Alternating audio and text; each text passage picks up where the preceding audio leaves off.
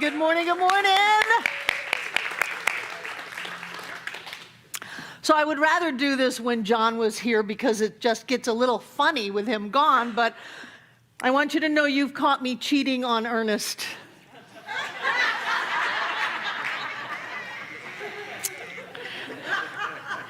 I have found his younger brother.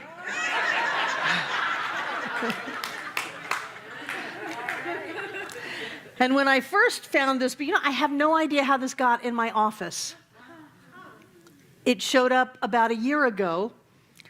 I looked at it and immediately knew that I wanted to put it on the website.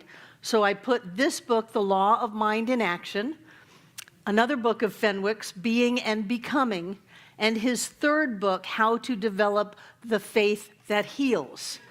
And I worked them, it takes months to get a book ready for the website, and I worked them all up and put them on the website, and as class schedules were coming around, and I asked myself, Barbara, what are you going to teach this fall?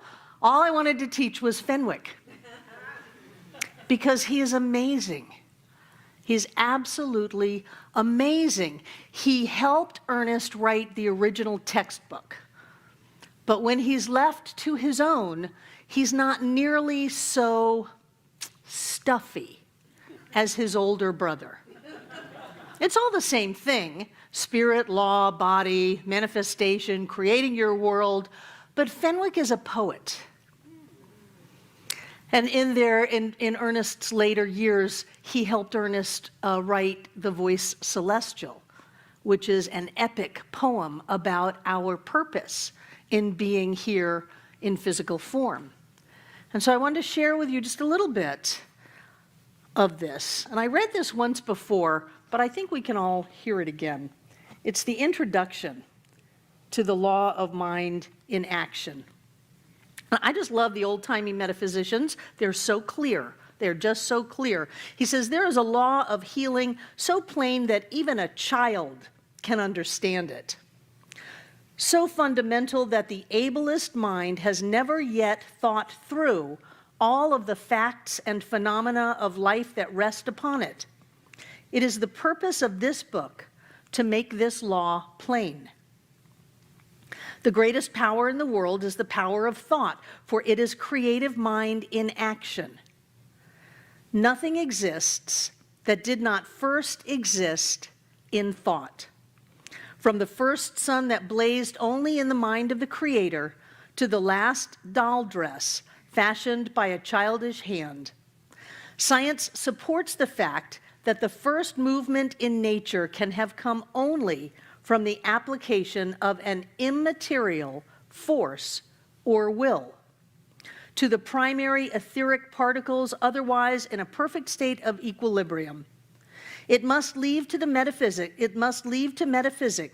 not only an explanation of the will that moves, but also the substance that is moved. This, then, is the province of this book, to show with all that it entails. Since an active will is an active mind, we concern ourselves with the activity of a creative mind.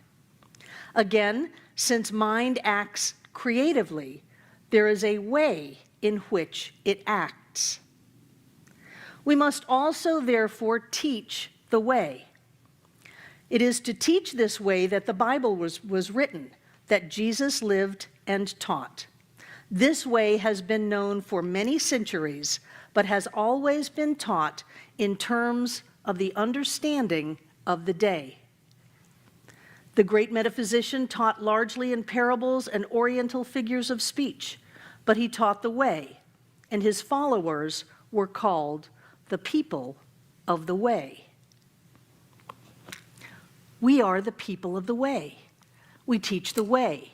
We teach the way in which spirit becomes. Spirit becomes you. Spirit becomes me. Spirit becomes everything and everyone. And in this more poetic version of Science of Mind, Fenwicke describes things as, when we love, spirit loves as us. When we live, Spirit lives as us. When we breathe, Spirit breathes us. And so there's a little bit more dualistic concepts in there, but for me it touches my heart. I want to be breathed by Spirit. I want that. I want to be the action of Spirit loving in the world as me. And I want to know that this is right here, that sometimes we take metaphysics and we put it all on our own backs and we've got to do it all ourselves, and we forget that our very nature has us lifted by the entire universe. That our very nature says that so many things are in the works to take care of things, to bless our experiences, to have only good come from this, to put our hand out and grab the coin out of the fish's mouth, to be able to have our needs met and to have things work out.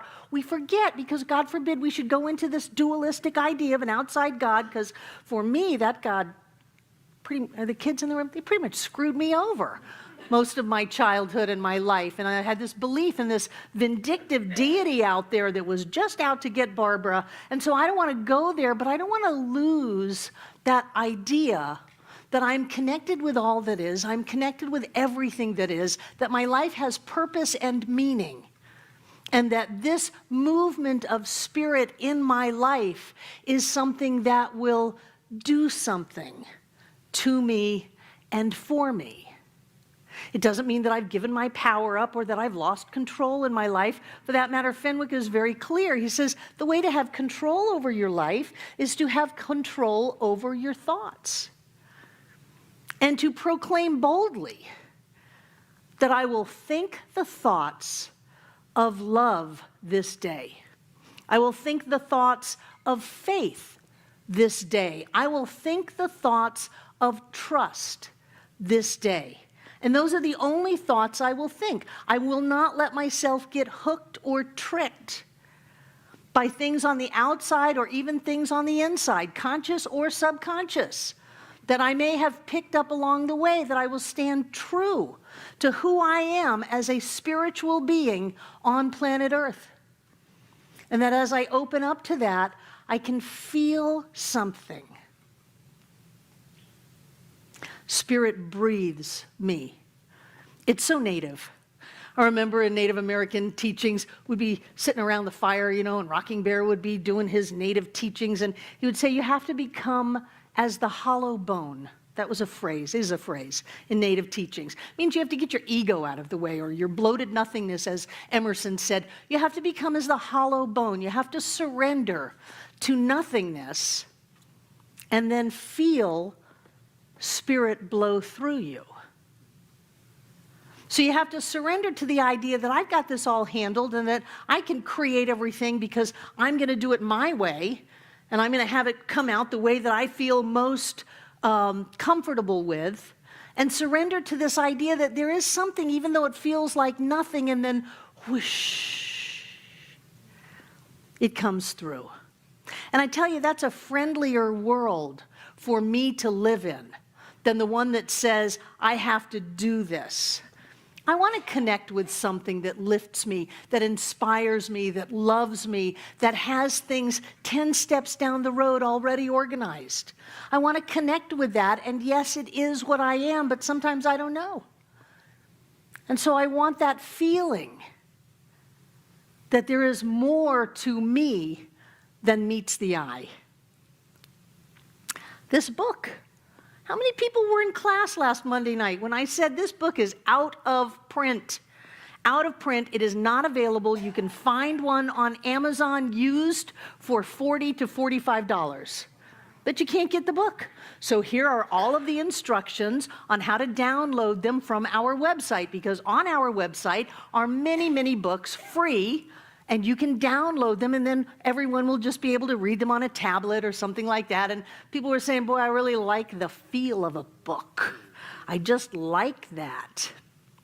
And I thought, well, it's going to be okay. The people who are not tech savvy, it'll be okay. We'll have a great class. It's just going to work out. It's just going to be fine. We have the information. Monday night, I don't know the clock that spirit operates on, but in my world, it's right about 3 o'clock in the morning. And as clear as a bell, a voice awakened me and said, "You have not looked hard enough for this book. You have not done an exhaustive search." Now, I looked, and I'm pretty computer savvy. You know, if it's not at Barnes & Noble, if it's not on Amazon, if it's not on Google Books, I figure it doesn't exist. And I got this voice that said, "No, you have not really looked for the book." So my relationship with this voice that is a little spooky to me at times is that it's not going to go away. So I got up, I opened up my tablet, and I'm starting to look for this book. Would you believe that Walmart sells The Law of Mind in Action?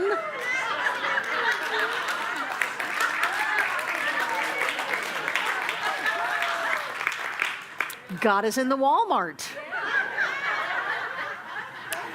So I ordered, as you can only buy 12 at a time, so I ordered 2 boxes of 12 and closed my tablet. Like, there, is that good enough? Can I please go back to sleep now? And off I went. But I think it was it's going to be okay. It's going to be okay. It's going to be okay. People are going to work it out. Jane's going to be able to figure out how to get the book. It's going to be okay.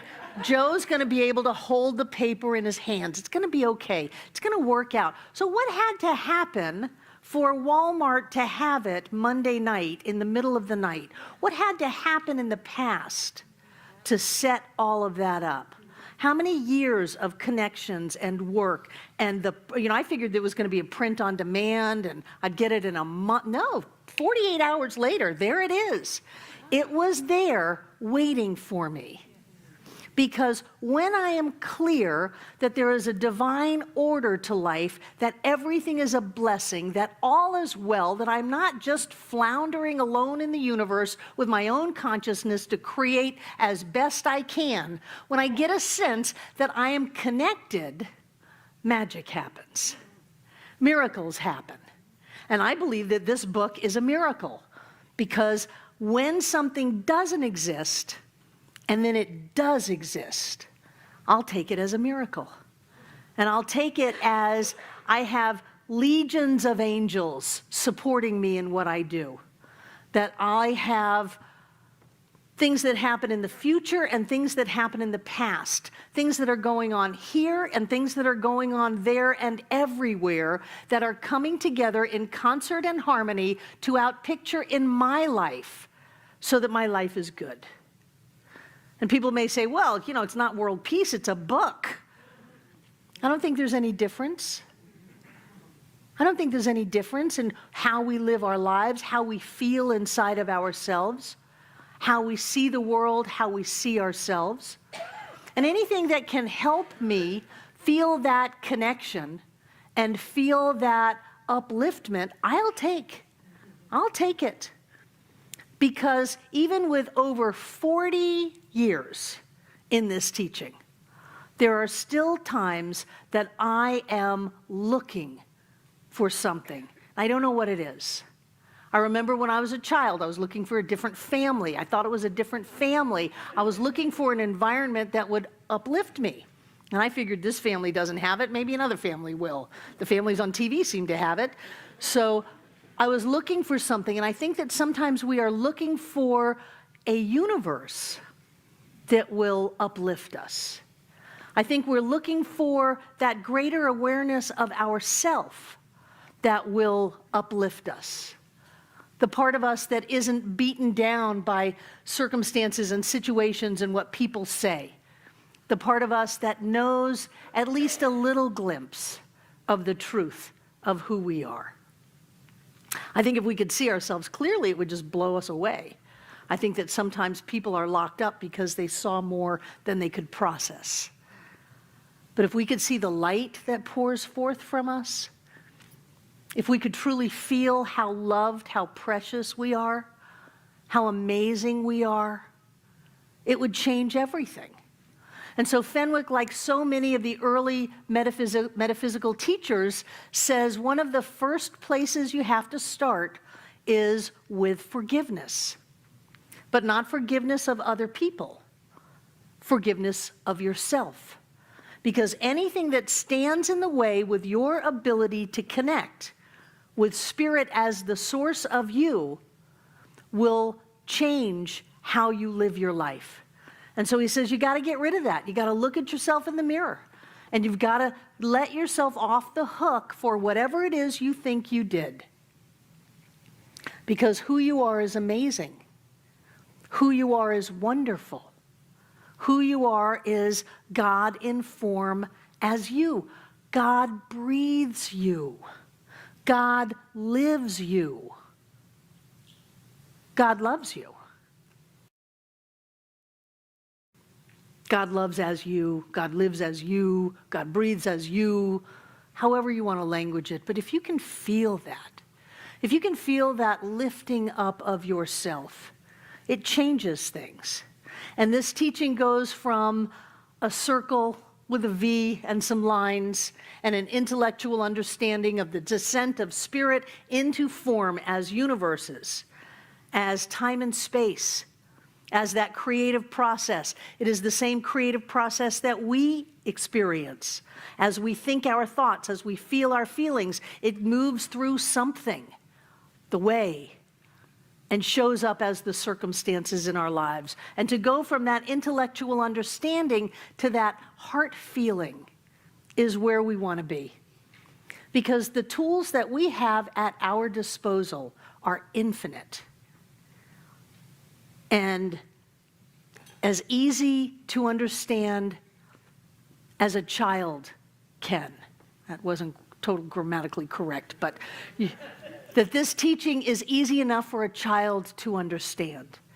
And yet it is our discipline and commitment to think thoughts of love, to think thoughts of peace, to think thoughts of joy, to look at ourselves in the mirror and to say, good morning, God, not good God, it's morning.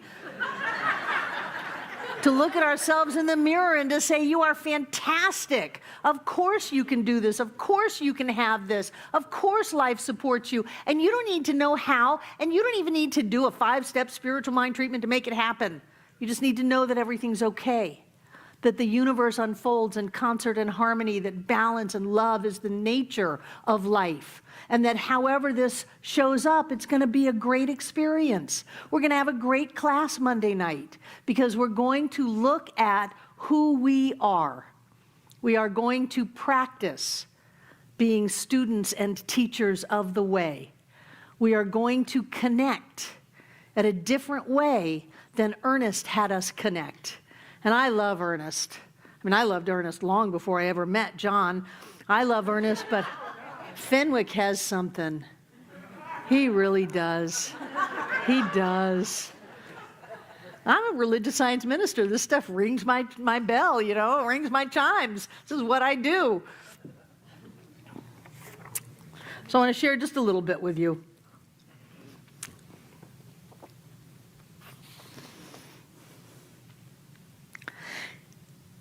He said that if I need wisdom, I have it. If I need courage, I possess it.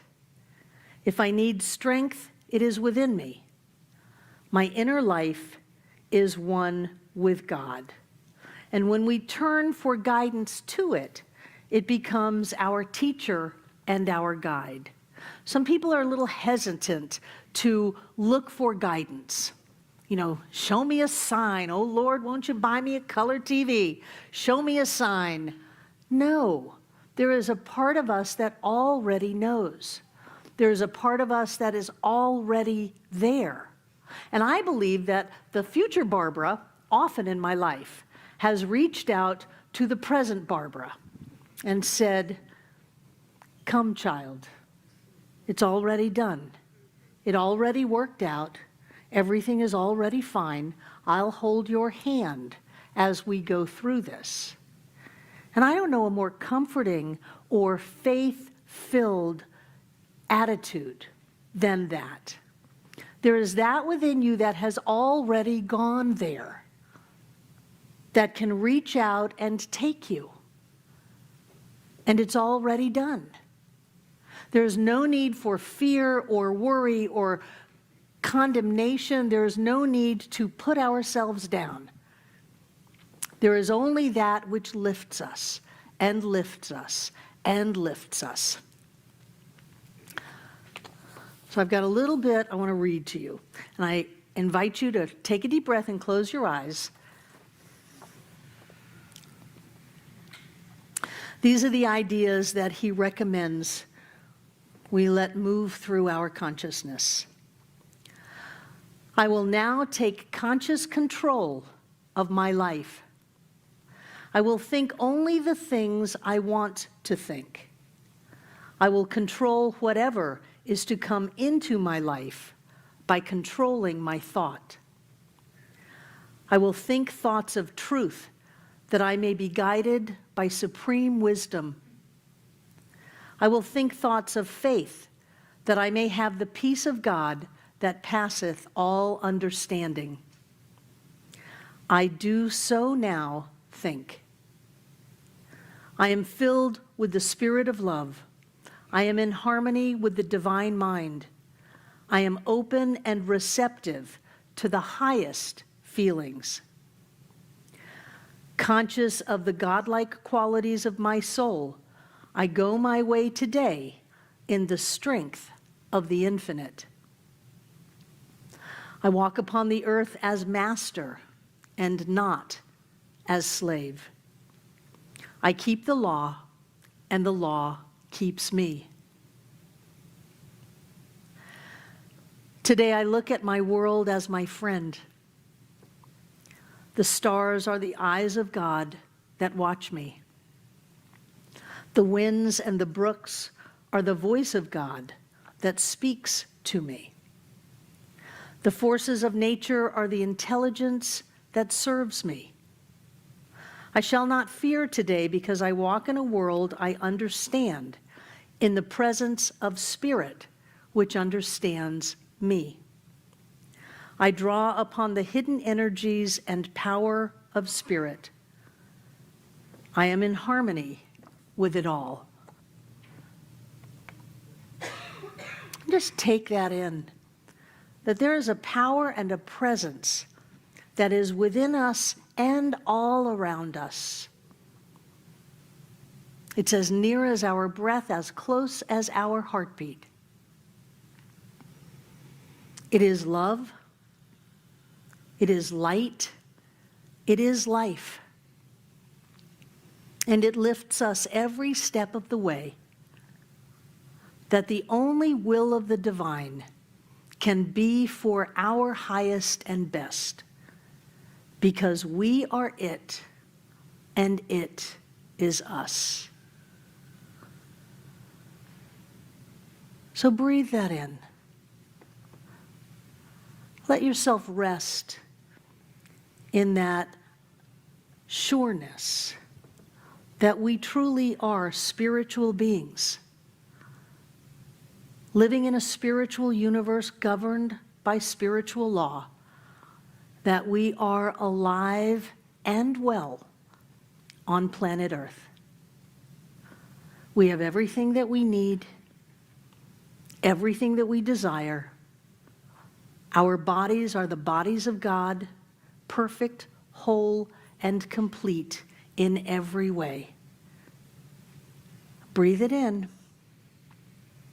because truly, each and every one of us is blessed right here and right now.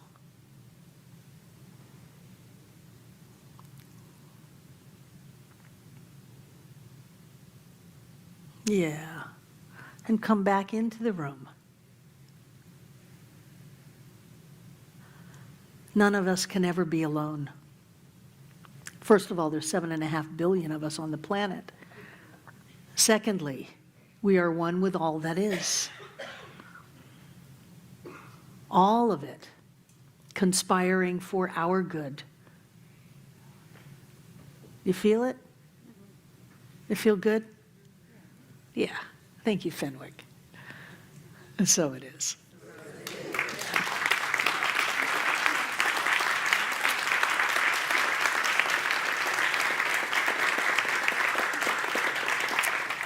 Thank you, thank you, thank you. And now our welcomers have come forward. Who's here for the very first time?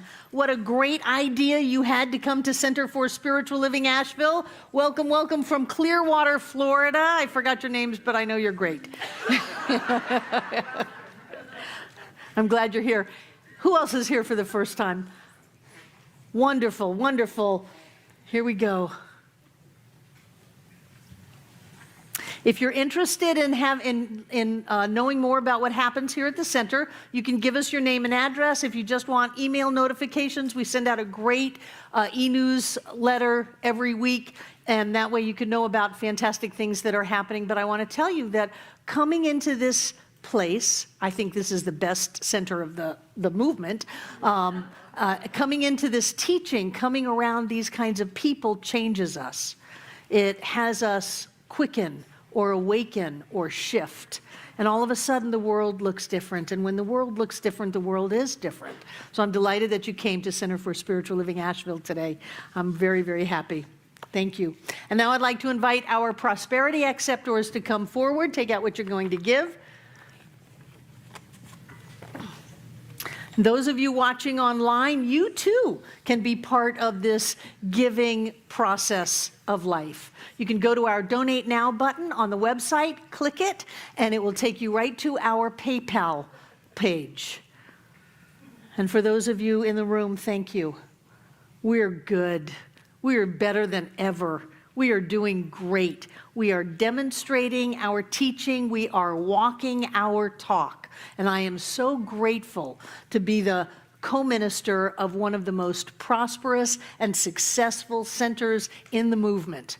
I am so proud that we put our money where our mouth is, we move forward in life in trust and faith, and the universe shows up.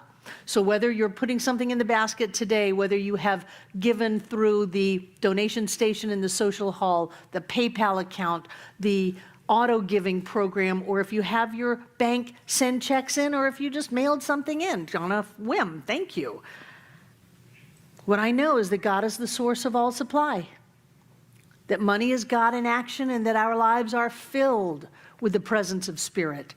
I know that as we give our gift, that something changes within us, and the outer reflects the inner. So instead of things going down, they go up. Instead of having less, we have more, because the universe always brings back what we give into it. I know that each one of us comes together today to make this Center for Spiritual Living Asheville all that it was ever meant to be. It is a place of peace, a beacon of light, a tower of strength, and a fountain of wisdom that touches the lives of all who call it home. And we'll repeat our investment affirmation together aloud.